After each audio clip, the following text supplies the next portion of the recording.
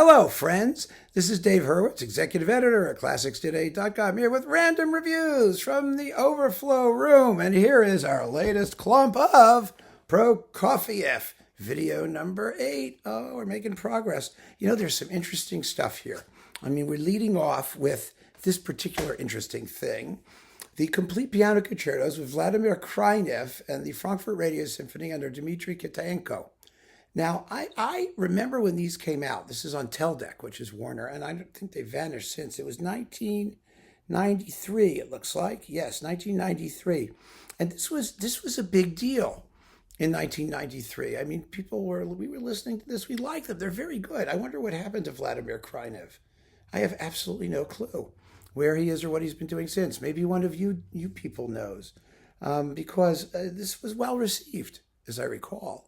And I was excited with it, and I had friends who thought it was wonderful, and we played it quite frequently, and then, poof, nothing. But I kept it. I kept it for that reason, because it's really quite good. I'll probably never listen to it again, because we have so many really fine Prokofiev piano concerto cycles now. That's the problem, isn't it? But every so often, I keep these because I may come down and say, well, I want to hear something different. And I'll grab it, and there it will be. And I will be very, very happy. Then we've got Martha Argerich, again and again and again, doing Prokofiev Piano Concerti 1 and 3 and the Bartók Third.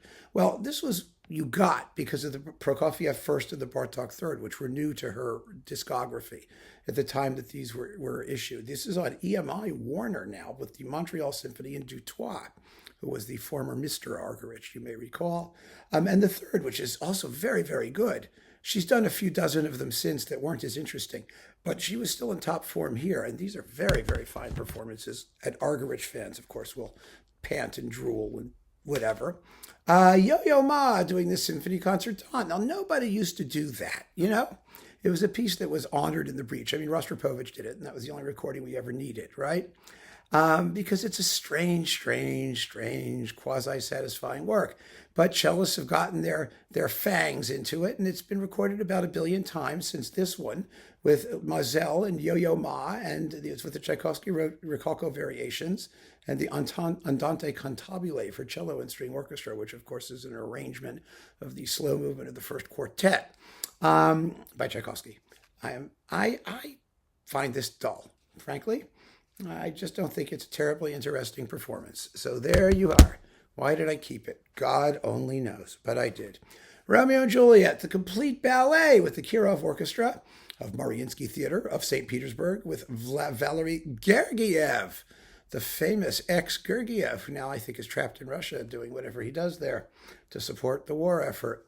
Anyway, this is not nearly as good as a bunch of other ones, Azawas and Mazels, and people liked it because it was Russian, but it's not very well recorded. Sonically, it's a little dreary, and the playing is just okay.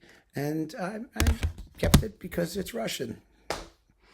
I like Russian things. What can I tell you? Oh, this is a classic. Rael Gaspar de la Nuit, Prokofiev Sixth Sonata with Ivo Pogorelik. Wow. A classic. Totally awesome. Amazing. And, it's a disc you don't get rid of. You may stuff it in the overflow room. No, because I have the Pogorelik box upstairs with all of his DG recordings. We just talked about that recently. So, obviously, you just hang on to it. Then we've got Richter. Richter doing Scriabin and Prokofiev Sonata number 4 and 6.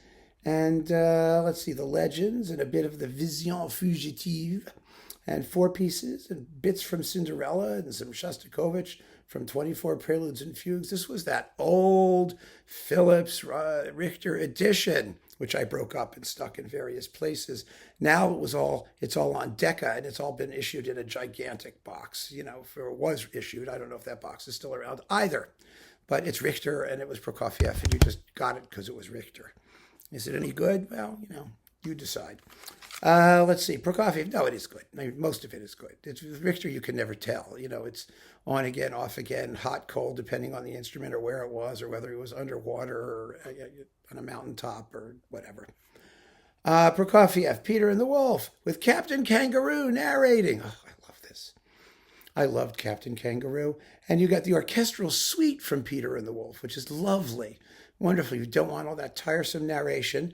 And Fikret Amirov, Azerbaijan Mugam, and some Chopin transcriptions, all with Leopold Stokowski and various ensembles. This is all coming back from alto. So don't panic if you don't have this. You should have this. Amirov, by the way, is oodles of fun. It really is. Stokowski was amazing in finding these things. Metropolis. Oh, yeah. Demitri Metropolis does Prokofiev. He plays the piano and conducts in the third piano concerto, one of the fastest versions you'll ever hear. It's similar to Prokofiev's own, actually. Really zippy and exciting and edgy and nervous. I love it. And Lieutenant Kijé with the New York Phil and Romeo and Juliet extracts with the New York Phil. This is good stuff. I mean, it's Metropolis was a strange conductor. He really was. He had this neurotic kind of febrile quality to everything he did, but it really worked in some repertoire, and it works there. So that's lovely. And then we've got, the Riccardo Muti Romeo and Juliet suites again, because this was issued a bunch of different ways. And I got every possible way because it's a stunner. It's absolutely a knockout. It's coupled with the Pines of Rome, and we talked about it in a previous video. It was just as good in that video as it is in this one. And lastly, but not leastly, Richter plays Prokofiev's War Sonatas, number 6, 7, and 8. These are from 1966, 1970, and 1961 on a Russian Revelation, which means Russian piracy or something, because God knows where these came from or what the source of the tapes are. But who cares? It's Richter. It's Prokofiev. Classic stuff that he really did superbly well. So there you go. More Prokofiev. Can we ever have enough? We're going to find out, aren't we? Keep on listening, friends. Thanks for joining me. Take care.